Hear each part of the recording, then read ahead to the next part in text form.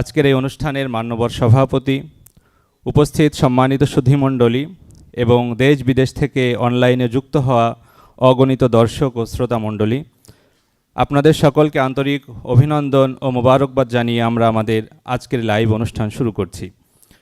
এখন আমরা মূল প্রশ্নোত্তর পর্বে প্রবেশের আগে আমরা শায়েকের কাছ থেকে কিছু বক্তব্য, শরীর সমাধান কেন্দ্রিক কিছু অনুভূতি, কিছু অভিজ্ঞতা আমরা জানতে চাই। তো এই পর্যায়ে আপনাদের সামনে বিশেষ কথা রাখবেন আসুন্নাহ ফাউন্ডেশনের চেয়ারম্যান শায়েক আহমদুল্লাহ হাফিজাহুল্লাহ। আসসালামু আলাইকুম ওয়া রাহমাতুল্লাহি ওয়া বারাকাতুহু। আমি শুরুতে একটি প্রশ্ন রাখতে চাই। সারা জীবন আপনারা আমাকে প্রশ্ন করেছেন, 7 বছর ধরে 18,000 প্রশ্নের উত্তর দিতে হয়েছে। আজকে একটা প্রশ্ন উত্তর দিয়ে আপনারা শুরু করেন। প্রশ্ন হলো, প্রথম পর্ব থেকেই আমার একটা শারীরিক অসুস্থতা প্রতিটি লাইভে স্পষ্টত আপনাদের কাছে প্রকাশ হতো। বিরক্তিকর একটি অসুস্থতা। কি সেটা? কাশি। সাধারণত আমি বক্তব্য চলাকালীন কখনো চাটা পান করার অভ্যাস নাই, কিন্তু চাটা এখন চেয়ে নিলাম, কারণ আমার ভয় হচ্ছে সেই কাশি আবারও আমাকে বিরক্ত করে কিনা। তো মাশাআল্লাহ, আপনারা যারা খুব মনোযোগী শ্রোতা তারা ধরতে পেরেছেন। দোয়া চাই, আল্লাহ তাআলা অনেকখানি আমাকে সুস্থ করে দিয়েছেন, বাকি যেটুকু কষ্ট হচ্ছে সেটুকু যেন আল্লাহ তাআলা দূর করে দেন।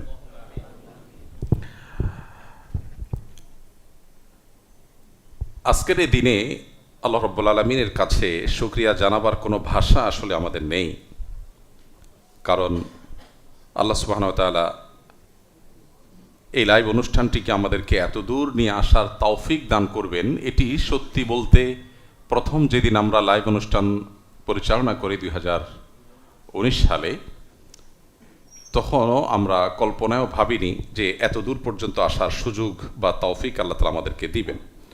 কিন্তু আল্লাহ রাব্বুল আলামিন তার অশেষ অনুগ্রহ, তিনি আমাদেরকে এই অনুষ্ঠানকে পর্যন্ত নিয়ে আসার তৌফিক দিয়েছেন। এজন্য শুরুতেই রব্বে কারীমের দরবারে শুকরিয়া জানাচ্ছি, আলহামদুলিল্লাহ। সেই সাথে আপনারা যারা এখানে উপবিষ্ট আছেন, আপনাদের পাশাপাশি আমাদের হাজার হাজার ভাই বোন দেশে কিংবা প্রবাসে আছেন, যারা আমাদের এই অনুষ্ঠানটি শুরু থেকে দেখে আসছিলেন। আমি একজন আমার মায়ের চাইতেও বয়সে বড় একজন ভদ্রমহিলাকে স্মরণ করছি, নূরজাহান তার নাম, ঢাকায় বসবাস করেন। এখন তার দুটি চোখ চলে গেছে, তিনি এখন আর চোখে খুব একটা দেখতে পান না। এরপরও তিনি গত কয়েক বছর যাবৎ নিয়মিত আসেন অফিসে, কখনো আমার বাসায়ও চলে যান, এবং তিনি এই লাইভ অনুষ্ঠানটিকে খুব যত্ন সহকারে, মনোযোগ সহকারে শুনেন। এরকম তার মতো বহু ভাই এবং বোন আমাদের আছেন যারা শুরু থেকে আমাদের সাথে কানেক্টেড আছেন। অনলাইনে বিশেষ করে এই ধরনের আয়োজন, এটি দীর্ঘদিন পর্যন্ত ধরে রাখা কত বড় চ্যালেঞ্জিং কাজ, সেটা এই সেক্টরে যারা কাজ করেন তারাই ভালো বলতে পারবেন। তো আপনাদের স্বতঃস্ফূর্ত অংশগ্রহণ, বিশেষ করে আজকে অনেকেই আমরা এখানে দাওয়াত দিয়ে আনতে পারিনি। বহু লোক আবেদন করেছেন, সেখান থেকে মাত্র এখানে নারী এবং পুরুষ মিলে সব মিলিয়ে 4 থেকে 500 মানুষের বেশি হবে না, হয়তো আমরা সুযোগ দেওয়ার মতো জায়গা আমাদের কাছে ছিল। তো যারা আজকে এখানে আসেননি, আসতে পারেননি, আমরা সেসব মানুষের প্রতি বিশেষভাবে কৃতজ্ঞতা জ্ঞাপন করছি। আল্লাহ আপনাদেরকে উত্তম বিনিময় দান করুন। শুরুর গল্পটি আমাদের সাব্বির বলছিল। একটু আগে আপনারা দেখেছেন আমাদের শ্রদ্ধেয় জাকির হোসেন ভাইকে ছোট্ট একটি সম্মাননা আমরা দেওয়ার চেষ্টা করেছি। মূলত আমাদের যখন প্রথমে পিসিতে প্রবলেম শুরু হয়, কম দামের পিসিতে প্রোগ্রাম শুরু করার কারণে, তখন জাকির হোসেন ভাই বললেন বারবার লাইভ কেটে যায়, বিরক্তিকর, তো সেক্ষেত্রে একটা ভালো পিসি কত টাকা লাগবে? তখন 1 লক্ষ টাকার প্রয়োজন ছিল। তিনি 1 লক্ষ টাকা নিয়ে আসেন এবং তার 1 লক্ষ টাকার কেনা পিসি দিয়ে আমরা দীর্ঘ বেশ অনেক দিন এই লাইভ অনুষ্ঠানটি পরিচালনা করেছি।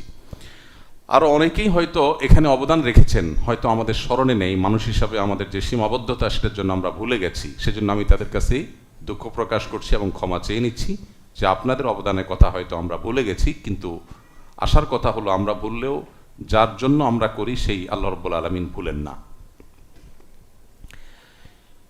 মূলত অনলাইনে প্রশ্নোত্তর দেওয়ার এই কাজটি কোত্থেকে আমাদের সূচনা বা শুরু? আমরা এখানে যেটা শুরু করেছি দেশে, আমি যখন সৌদি আরবে বসবাস করি এবং পশ্চিম দাম্মাম ইসলামিক সেন্টারে যখন বাংলা ভাষাভাষীদের দাওয়াতি কাজের জন্য আমি নিয়োজিত, তখন আমাদের কিছু ভাই বোন সৌদি আরবে, বাংলাদেশে কিংবা ইউএসএতে এবং বিভিন্ন জায়গায় যারা আছেন, দুবাইতে কিছু ভাই বোন ছিলেন, যারা আমাদের কাছে আমার পার্ট অফ জব, আমি পশ্চিম দাম্মাম ইসলামিক সেন্টারের প্রিচার এবং দায়ী এবং ট্রান্সলেটর আলেম হিসাবে আমার কাজ ছিল বাংলা ভাষাভাষী প্রবাসীদের দিনই প্রয়োজন পূরণ করা, সেটা ওয়াজ নসিহতের মাধ্যমে হোক, মাসালার উত্তর দেওয়ার মাধ্যমে হোক, ইত্যাদি ইত্যাদি যত উপায় আছে। তো সেখানে বেশ কিছু ভাই বোন হোয়াটসঅ্যাপে তারা প্রশ্ন উত্তর জানার জন্য হোয়াটসঅ্যাপ গ্রুপ খুলে সেখানে বিভিন্ন ভাইদের প্রশ্নগুলোকে কালেক্ট করে সেগুলোর উত্তর দেওয়ার একটা আয়োজন শুরু করেছেন। সেটা ছিল সূচনা মূলত। সেই হোয়াটসঅ্যাপ গ্রুপে তখন 150 বা 55-56 জন অ্যাড করা যেত। তাদের প্রয়োজনীয় দিনই প্রশ্নগুলো তারা পুরুষরা ভয়েস আকারে দিতেন। মেয়েদের জন্য কিছু হোয়াটসঅ্যাপ গ্রুপ ছিল, সেগুলোতে তারা টেক্সট আকারে লিখে প্রশ্ন দিতেন। আমরা তাদের প্রশ্নগুলোর উত্তর দেওয়ার চেষ্টা করতাম। 10টি প্রশ্ন হয়ে গেলে লক করে দেওয়া হতো, ওই প্রশ্নগুলোর উত্তর দেওয়া হলে আবার 10টি প্রশ্ন আসতো। এইভাবে হোয়াটসঅ্যাপে আমরা বহু মানুষকে অনেকগুলো হোয়াটসঅ্যাপ গ্রুপে প্রশ্ন উত্তর দেওয়া শুরু করি। সেটা ছিল সূচনা।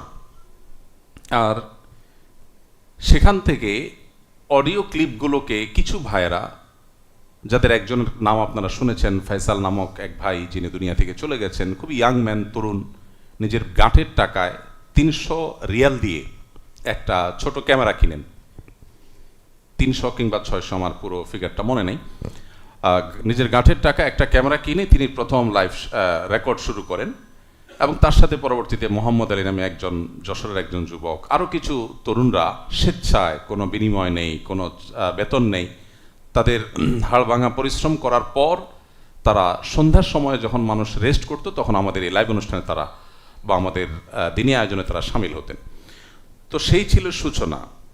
আর এই কনসেপ্টটা, এই যে অনলাইনে মানুষের প্রশ্নের উত্তর দিতে হবে, দিনই জিজ্ঞাসার জবাব দিতে হবে, এটি মূলত আমি পেয়েছি শেখ মোহাম্মদ সালেহ আল মুনাজ্জিদ হাফিজাহুল্লাহর কাছ থেকে।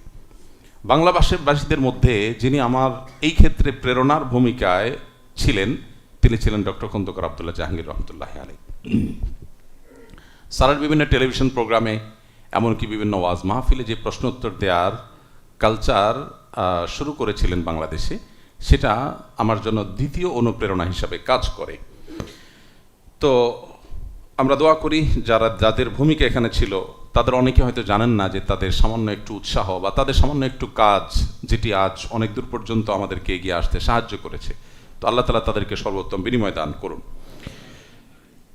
শরীর সমাধানের অনুষ্ঠানটি আপনারা ডকুমেন্টারিতে দেখেছেন। এটি ছিল আসুন্নাহ ফাউন্ডেশনের বলতে গেলে প্রথম প্রকল্প। এই প্রকল্পটি, এর হাত ধরেই আসুন্নাহ ফাউন্ডেশন আজ এত দূর পর্যন্ত এসেছে। আপনারা নিয়মতান্ত্রিক লাইভের আগে আসরের পরে একটি ডকুমেন্টারি দেখেছেন আসুন্নাহ ফাউন্ডেশনের উপরে।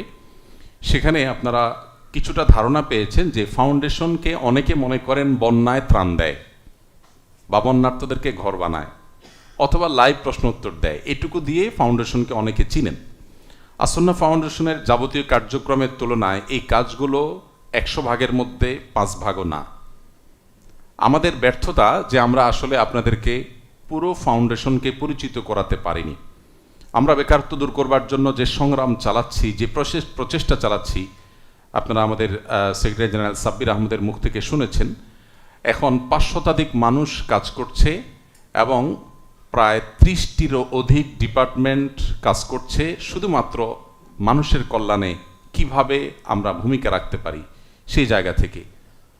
আমরা কোনো প্রজেক্ট পরিচালনা করি বেকারত্ব দূর করবার জন্য, কোনোটি দূর করি গ্রামের মানুষকে স্বাবলম্বী করে তোলার জন্য, কোনোটি আমরা করি দক্ষতা আছে, পুঁজি নাই, কিছু করতে পারছেন না, কিভাবে ব্যাটে বলে করে তার দক্ষতাকে কাজে লাগিয়ে সমাজে তিনি একজন বলিষ্ঠ স্বাবলম্বী মানুষ হয়ে ওঠেন সেজন্য।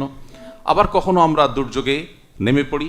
এই যে কোরবানি আসছে, আমরা কোরবানি আসলে প্রায় সহস্রাধিক গরু এবং ছাগল দেশের বিভিন্ন প্রান্তে জবাই করে গরিবদের মাঝে সেগুলোর গোশত বিতরণ করি এবং সেই সাথে নিয়মতান্ত্রিক কাজের বাইরে অর্থাৎ সিজনাল এই সমস্ত মৌসুমি কাজের বাইরে স্থায়ী কাজ যেগুলো আছে যেগুলো আমরা নিয়মিত করি সে কাজগুলোর মধ্যে আপনারা জানেন ইউনিভার্সিটি স্টুডেন্টদের জন্য হল সমস্যার সমাধানের জন্য আমাদের ক্ষুদ্র সামর্থ্যের মধ্যে কাজ করা এবং অচিরেই আমরা আলিয়া কওমি এবং জেনারেল শিক্ষিত স্টুডেন্টদের জন্য ইনশাআল্লাহ শিক্ষা ভাতা প্রকল্প গোটা দেশব্যাপী খুব গোছানোভাবে কীভাবে পরিচালনা করা যায় তার জন্য আমরা কাজ করছি। আপনারা দেখেন আসুন্নাহ কাজ করে সাধারণত এমনভাবে যা মানুষের জন্য অনেক বেশি উপকার বয়ে আনে, যেটা গতানুগতিক কাজ করা নয়, যেটা শুধুমাত্র আপনার সাময়িক কোনো উপকার বয়ে আনার মতো কাজ নয়, সে কাজগুলো আমরা করার চেষ্টা করি। শিক্ষা ভাতার কথা যদি বলেন, মোবাইল ব্যাংকিংয়ের মাধ্যমে আজকাল এক ক্লিকেই বহু ছাত্রের কাছে টাকা পৌঁছে দেওয়া যায়। আমরা শুধু সেটুকু কাজ করি না, আমরা চেষ্টা করি যে শিক্ষা ভাতা আমরা দেব সেই শিক্ষা ভাতা যেন শিক্ষার্থীর জীবনে আলোকবর্তিকা হয়ে ওঠে। এই টাকা নষ্টের কোনো পথ যেন তার সামনে খুব বেশি একটা খোলা না থাকে, আমরা সেইভাবে ডিজাইন করি, পরিকল্পনা করি। এই যে এখানে শত শত মানুষ কাজ করছে, তারা মূলত ওই পেছনের কাজটাই করছে। তো আসুন্নাহ ফাউন্ডেশনের আরও যাবতীয় কাজ আছে। আমি আজকের আমাদের এই বিশেষ অনুষ্ঠানে আপনাদের প্রতি আহ্বান জানাবো ফাউন্ডেশনকে জানবার জন্য। আপনারা ফাউন্ডেশন ওয়েবসাইট ভিজিট করতে পারেন asunnahfoundation.org। আর আমাদের স্কিল ডেভেলপমেন্ট, মাদ্রাসা কার্যক্রম, অন্যান্য আরও বহুবিধ কার্যক্রম আছে, সেগুলো আপনাদের সময় সুযোগ সাপেক্ষে আপনাদেরকে ভিজিট করার জন্য আমি অনুরোধ জানাচ্ছি। এই লাইভ অনুষ্ঠানটি শুরু থেকে এ পর্যন্ত পরিচালনার পেছনে যারা নেপথ্যের নায়কের ভূমিকা পালন করেছেন, একেবারে প্রথমে আমরা 4 জন ছিলাম, আমি, সাব্বির এবং এজাজ এবং মাহদি, আজিজ আহমদ এবং মাহদি, আমরা 4 জন। পরবর্তীতে আলহামদুলিল্লাহ আমাদের সাথে আর অনেক ভাইয়েরা ধীরে ধীরে জয়েন করেছেন। আমি আজকের এই বিশেষ দিনে তাদের প্রত্যেককে অন্তঃস্থল থেকে বিশেষভাবে মোবারকবাদ জানাই। আল্লাহ তাআলা তাদেরকে এর জন্য সর্বোত্তম বদলা এবং বিনিময় দান করুন। তারা আসলে তাদের পেশাগত দায়িত্বের অনেক ঊর্ধ্বে উঠে এই কাজটি করতে হয়, কারণ এই লাইভ অনুষ্ঠান পরিচালনা করার জন্য রাত দিন একাকার করে ফেলতে হয়, অনেকগুলো মানুষকে একসাথে কাজ করতে হয়। আপনারা দেখেন স্ক্রিনে হয়তো আমাকে, পেছনে যখন লাইভ চলে ঠিক ওই সময়টাতেও অনেকেই কাজ করছেন পিসিতে, কম্পিউটারের বিভিন্ন জায়গা থেকে। সেই মানুষগুলো, তাদের অনেক কাজ আছে যে কাজের প্রকৃত বিনিময় আসুন্নাহ ফাউন্ডেশন আসলে তাদেরকে সামান্য কিছু টাকা দিয়ে দিতে পারেনি। এই জন্য আমি দোয়া করি আল্লাহ তাআলা তাদেরকে উত্তম বিনিময় দান করুন। এখানে একটি কথা বলতে চাই, সেটা হলো এই লাইভ অনুষ্ঠান পরিচালনা করতে গিয়ে আমাদের কোনো প্রশ্নের উত্তর দিতে গিয়ে ভুল হয়েছে কিনা? উত্তর হলো অবশ্যই হয়েছে, আমরা মানুষ। এটি খুবই গুরুত্বপূর্ণ একটি প্রশ্ন।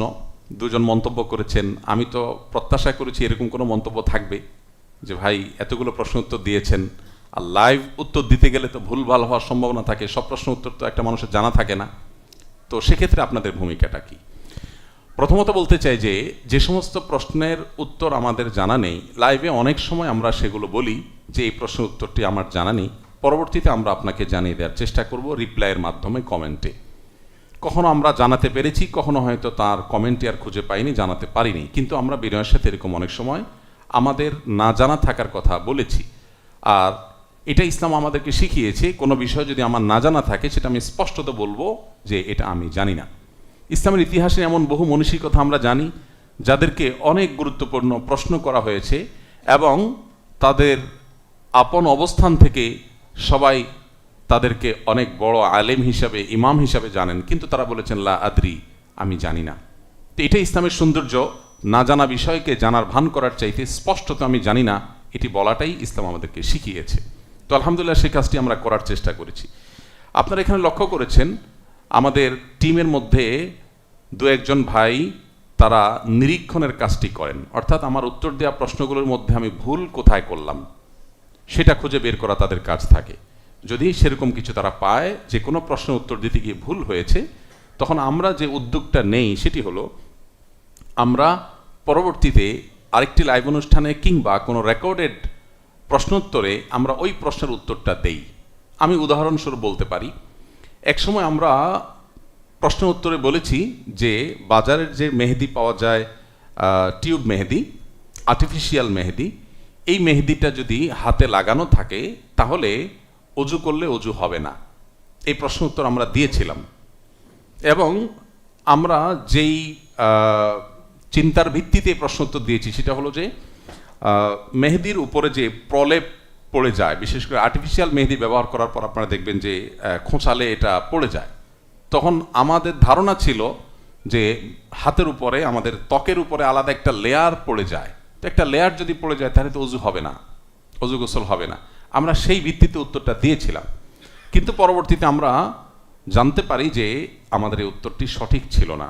কারণ বাজারে যে আর্টিফিশিয়াল মেহেদি যেটা ব্যবহারের ফলে আমরা দেখি অনেক সময় সেটা শুকিয়ে খসে খসে পড়ে, এটি মূলত আমাদের চামড়া বা ত্বকের উপরে থাকা খুবই সূক্ষ্ম, আপনার যে সূক্ষ্ম একটি লেয়ার থাকে চামড়ার উপরে, সেটা মূলত এক ধরনের অ্যাসিড থাকে ওই মেহেদিতে। সেই অ্যাসিডটা কোথাও বেশি পড়লে সেটার ফলে ওই চামড়াটা আসলে খসে পড়ে যায়, এটা আলাদা কোনো আবরণ নয়।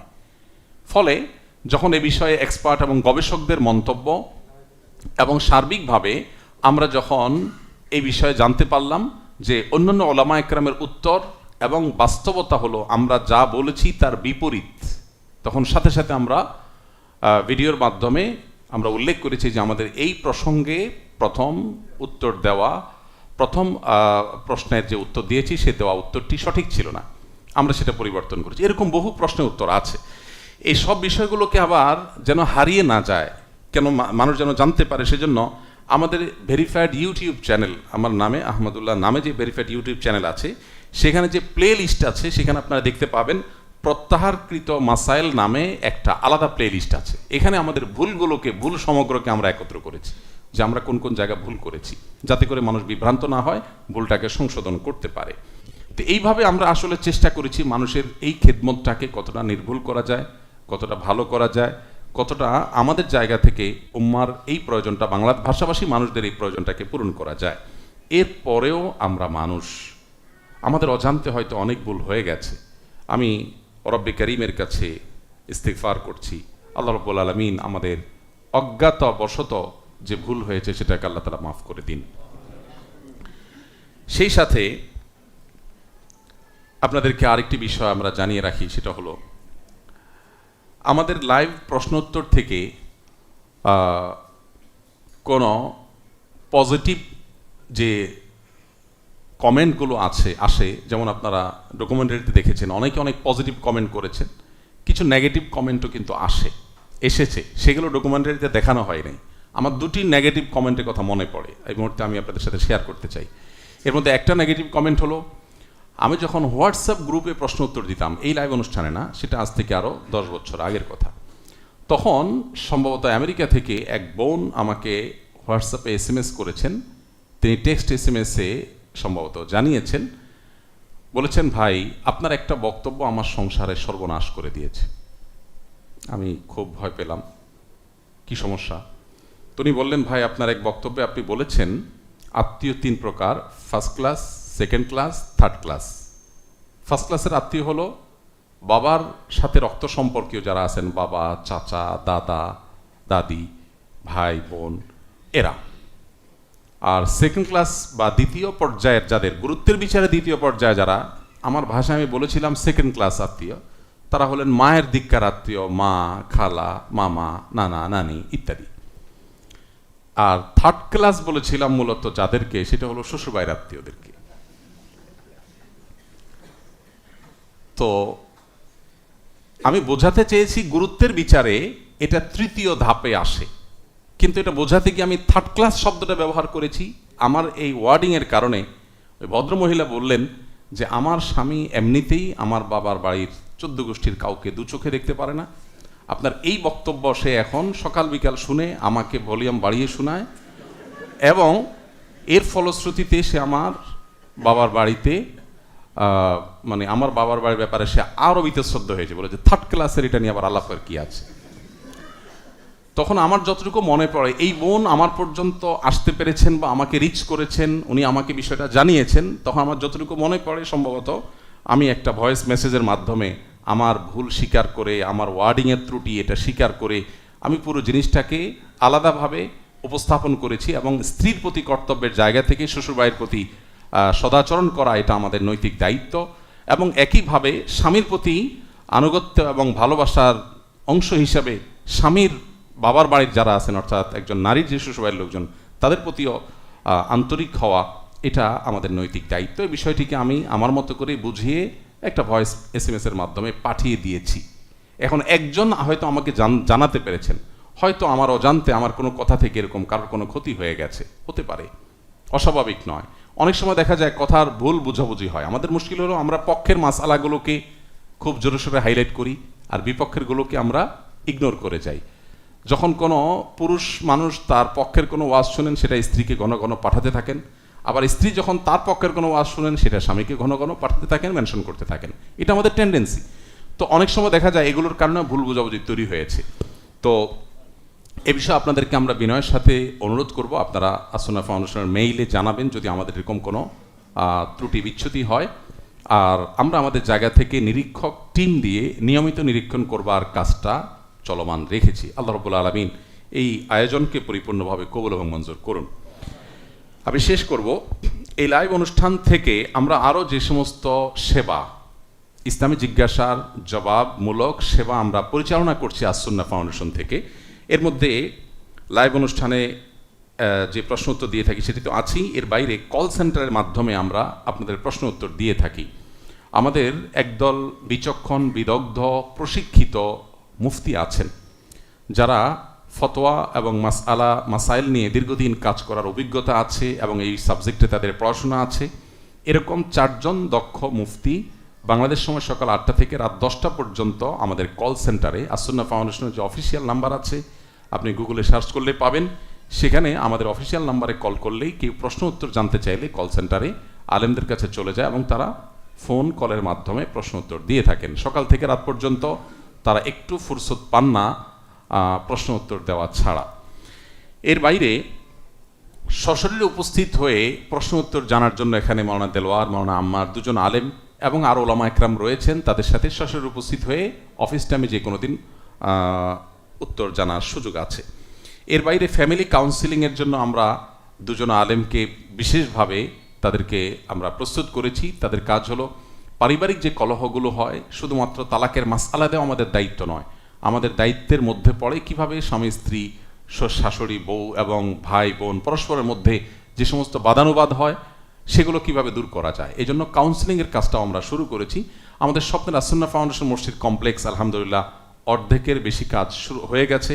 আগামী রমাদানে আমরা পুরো দমে সেটাকে ইনশাল্লাহ ব্যবহার করবো, আল্লাহ চাহেন তো। সেখানে ফ্যামিলি কাউন্সিলিংয়ের জন্য বুথ থাকবে এবং কাউন্সিলর থাকবে।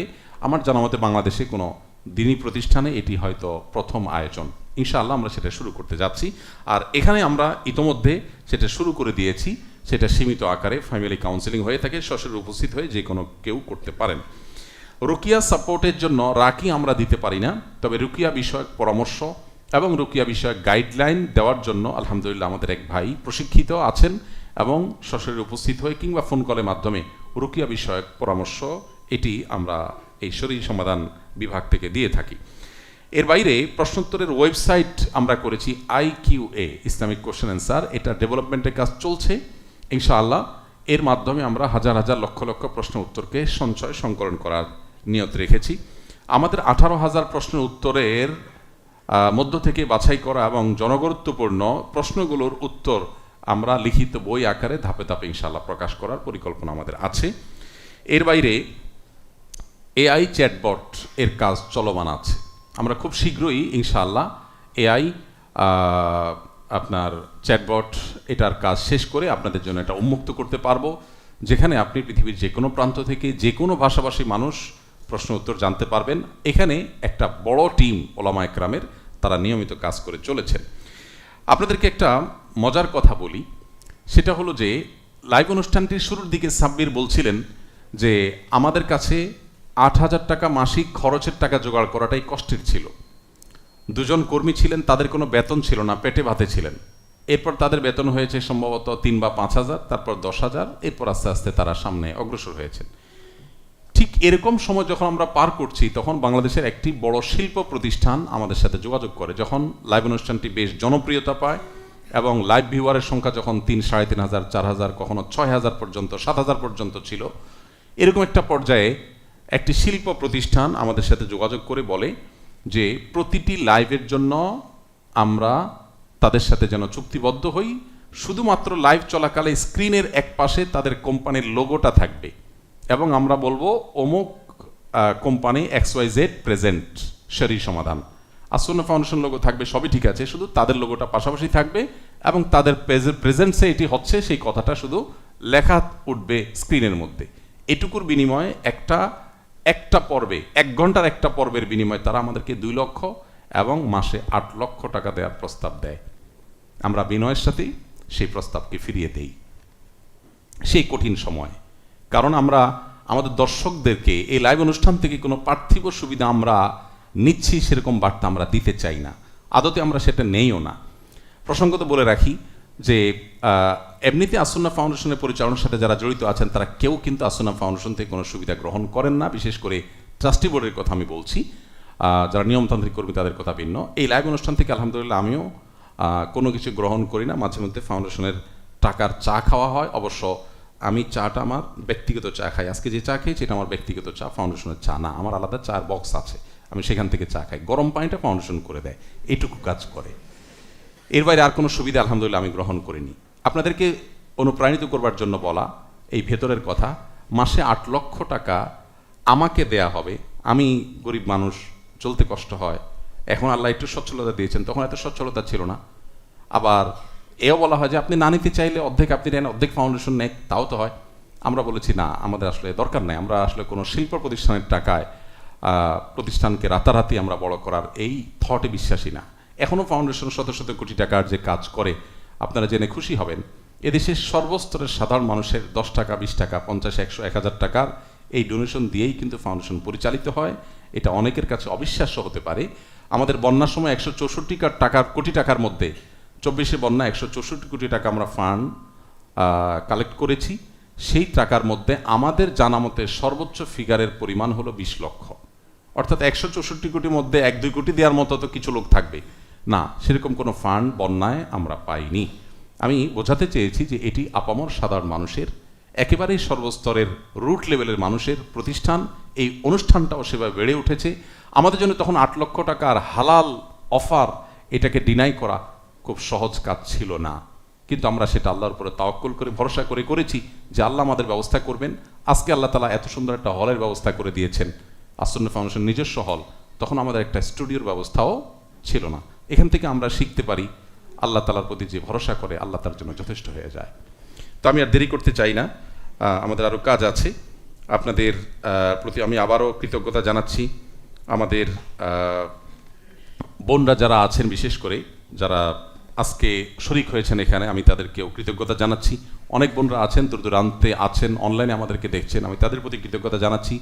আপনারা দেখেছেন প্রথম কমেন্টকারী উম্মে হানি আইডি থেকে একজন ভদ্র মহিলা ছিলেন। আমাদের টিমের সদস্যরা তাকে বিভিন্নভাবে রিচ করার চেষ্টা করেছেন, কিন্তু দুর্ভাগ্যবশত তাকে কোনোভাবে রিচ করা যায়নি। ফলে তিনি আদৌ কোথায় আছেন না আছেন, অনলাইনে অ্যাক্টিভ আছেন না আছেন আমরা জানি না। কিন্তু আমাদেরকে অনুপ্রাণিত করে যে এই আইডি থেকে একজন বোন প্রথম প্রশ্নটি করেছিলেন। আজ সেই অনুষ্ঠানটি 301তম পর্বে উপনীত। বিশেষ করে বোনদের অবদান অনেক বেশি, কারণ আমাদের বোনরা বাসাবাড়ি থেকে অনুষ্ঠানটা দেখেছেন এবং নিয়মতান্ত্রিকভাবে দেখেছেন। পুরুষের চাইতে মহিলাদের মধ্যে দর্শক সংখ্যা বেশি, যদি আজকে উপস্থিত দর্শকদের মধ্যে পুরুষের সংখ্যা বেশি। এটাই সমস্যা আমাদের সমাজের, যে মহিলাদের ক্যারিয়ারটা আমরা পুরুষরা বেশিরভাগ নিয়ে নিই। সংখ্যা আমরা বেশি সামনে, অথচ লাইভ ভিউয়ারদের মধ্যে পুরুষদের তুলনায়, প্রশ্নকর্তাদের মধ্যে পুরুষদের তুলনায় মহিলাদের সংখ্যা বেশি। আল্লাহ আমাদের বোনদেরকে উত্তম বিনিময় দান করুন। জাযাকুমুল্লাহু খায়রা ওয়া আখিরু দাওয়ানা আলহামদুলিল্লাহি রাব্বিল আলামিন।